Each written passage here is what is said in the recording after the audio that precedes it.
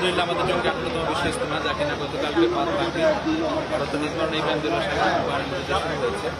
আজকে ফজরের পরেও জিয়াউল হক সাহেব পাকিস্তানের আমাদের শিশু বয়ান করেছেন। সকাল 10টা থেকে আমাদের বিশেষ 3টি প্রোগ্রাম ছিল, শিক্ষকদের, ছাত্রদের এবং আওয়াজদের, অর্থাৎ বিভিন্ন সেলিব্রেশন উল্লেখযোগ্যদের ব্যক্তিগত আছেন।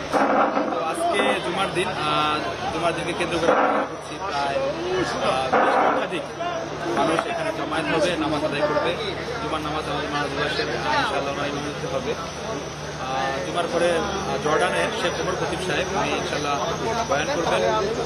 এরপরে আমাদের আসরে বয়ান করবে মাগরিবে আমাদের ভারতের মাওলানা আহমেদ দাস সাহেব বয়ান করবেন। ইসলামকে কেন্দ্র করে ইতিমধ্যে আলহামদুলিল্লাহ পুরো বিভিন্ন দেশ থেকে, প্রায় 72টি দেশ থেকে 2150 জনের মতো মেহমান আলহামদুলিল্লাহ ইতিমধ্যে মাঠে অবস্থান করছে। আরও মেহমান আলহামদুলিল্লাহ আসতেছে। তো এবার ইজতেমাটা আপনারা জেনে থাকবেন 2 ধাপে অনুষ্ঠিত হচ্ছে, তার 31 ফেব্রুয়ারি, 1, 2 এবং 3, 4 ফেব্রুয়ারি, এবং 2 ধাপে ওলামা ইকরামের তত্ত্বাবধানে শুরা নাজমের অধীনে হচ্ছে।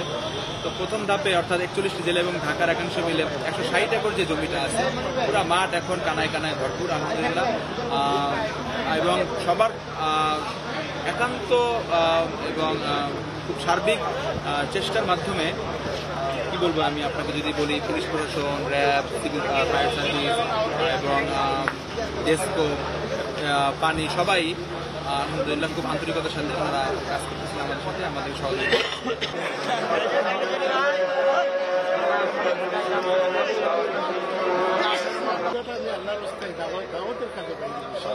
আল্লাহর দিকে আহ্বান করার জন্য এটাই আমাদের কাজ।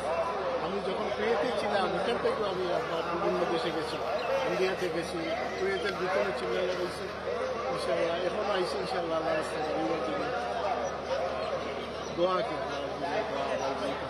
কিছু অসুস্থ বয়স দিছে, অসুস্থ এই কাজে আল্লাহ সাহায্য করবো। আল্লাহর মধ্যে মানুষের যখন আল্লাহর দিকে, এটাই আমাদের বুনিয়াদী কাজ হইল। এটা আমাদের দুনিয়ায় হইল অস্থায়ী,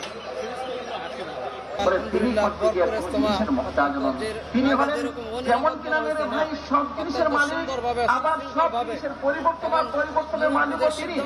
উনি যদি কোনোদিনই কোনাকে বাধা দিতে পারে না, আর কোনো জিনিস করার জন্য কোনো জিনিসের মুখাপিক্ষ নেন, এবং সব জিনিসের বহিঃপ্রকাশ করার জন্য